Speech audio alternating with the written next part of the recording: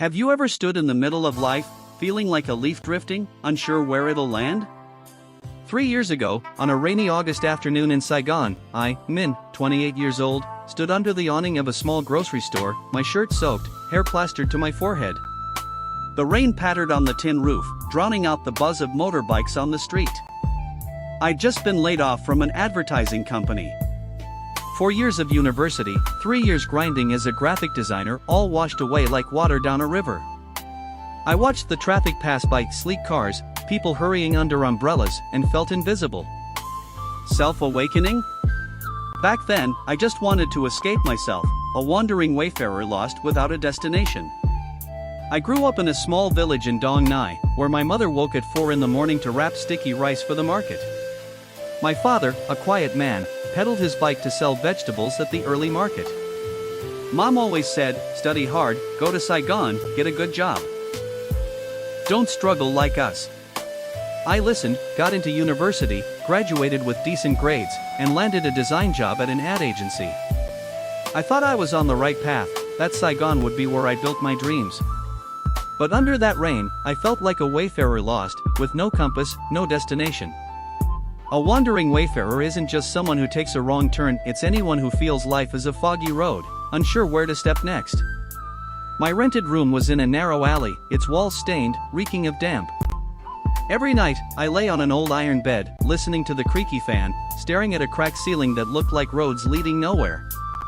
I started scrolling social media, seeing friends post photos from delat trips, check-ins at fancy cafes, boasting about promotions or new houses. And me? My bank account was barely 6 figures, with unpaid rent bills piling up on the table. I felt like a failure, a wayfarer wandering in darkness with no light in sight. Once, my mom called, her voice warm over the phone, "Min, are you eating okay? Need me to send some money?" Irritated, I snapped, "I can manage," and hung up. I sat there, clutching the phone, shame washing over me, but I lacked the courage to call back and apologize. I was angry at her, at the world, but mostly at myself. What was self-awakening when all I did was blame life? I withdrew, avoiding friends, declining coffee invites, scared of pitying looks, terrified of admitting I'd failed. Every morning, I woke up, looked in the mirror, and saw a stranger, a Min without a smile, without hope. I wondered, am I worth continuing? Or will I stay lost forever? What was at stake wasn't just money or a job, it was me. If I couldn't find a way forward, I'd become bitter, distant from family, friends, and myself. I felt like I stood at a crossroads, but didn't know which way to turn. Self-awakening, to me then, was a foreign word, a dream I could never touch. One morning, I left my room to walk and breathe some fresh air. I passed the small market near my place, where the smell of fresh banh mi mingled with vendors' calls, "Hot pate banh mi. Anyone?" At the market's edge, I met Antu, an elderly banh mi seller, thin as a reed, her silver hair tied neatly back, her smile missing a few teeth but bright as morning sunlight. She always called me second boy, though I had no idea why. "Second boy, want a banh mi? I'll throw an extra pork roll," she grinned, offering a steaming loaf. I shook my head, curtly, "No, thanks, I'm full." Truth was, I hadn't eaten all day. I just didn't want kindness, I felt unworthy. Antu wouldn't take no for an answer. She pressed the banh mi into my hands, saying, "Second boy, you can be mad, but don't let your stomach go hungry. You need strength to keep going." Embarrassed, I took the warm loaf, its heat spreading through my hands. As I walked away, her voice called out, "Smile, second boy, life's still long." Those simple words, like a casual greeting, felt like a tiny spark in my heart. I went back to my room, placed the banh mi on the old wooden table, and stared at it, thinking of Antu's smile. I asked myself, do I have anything to be grateful for? Or just complaints? I grabbed a scrap of paper and a half-inked pen, writing, "Thank you, Antu, for a smile without reason. Thank you, banh mi, for reminding me someone cares. Thank you, rain, for slowing me down." I chuckled. What am I doing? Writing sappy stuff to comfort myself? But I decided to try, writing 3 things I was grateful for each day. The first day, thank you for the 10,000 VND coffee down the street, better than Starbucks. Thank you, Mom, for calling despite my rudeness. Thank you, Rain, for reminding me I'm alive. In the days that followed, I noticed small things. The neighbor's off-key karaoke made me smile. The crowded bus, but the driver waited for me to board. Each line I wrote was like a pebble filling the emptiness in my heart. A wandering wayfarer doesn't need a destination right away, just a small light to take the next step. But challenges didn't stop. One day, my friend Hung from university texted, "Min, long time no see, coffee?" I hesitated, dreading admitting I was jobless, but I went. At the sidewalk cafe, the smell of drip coffee filled the air, streetlights twinkling. Hung talked about his new job, then asked, "How you holding up, Min?" "You've been quiet."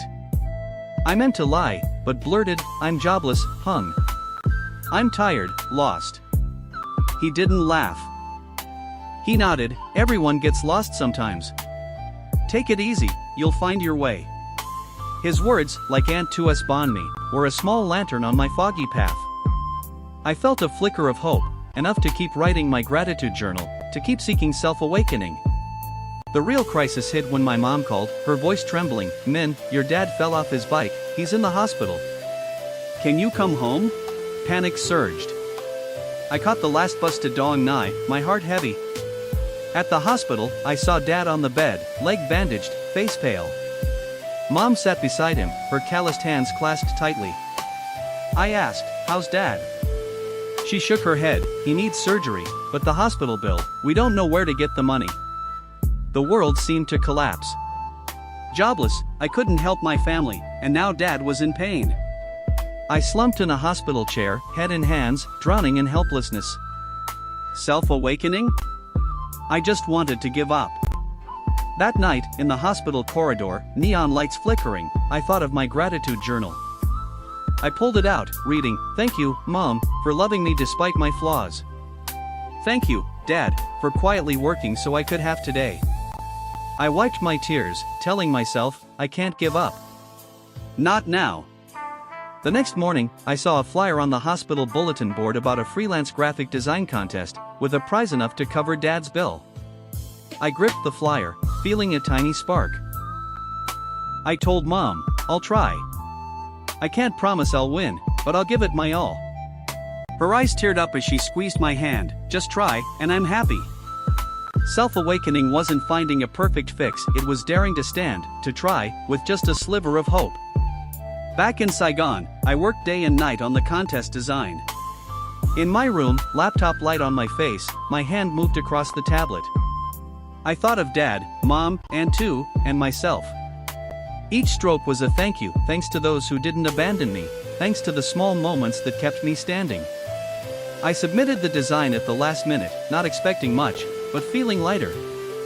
I'd done what I couldn't have imagined months ago, faced a challenge instead of running. The results came. I didn't win first place. But my design was selected for an exhibition, earning a small prize, enough to cover part of Dad's bill. More importantly, an ad agency offered me freelance work. I looked in the mirror, seeing my smile for the first time in months. Self-awakening wasn't a grand victory, it was realizing my worth lay in the steps I dared to take. I went home, hugged Mom and Dad, "I'm sorry, and thank you. Because of you, I found myself again." Mom smiled, holding my hand, "You're my pride."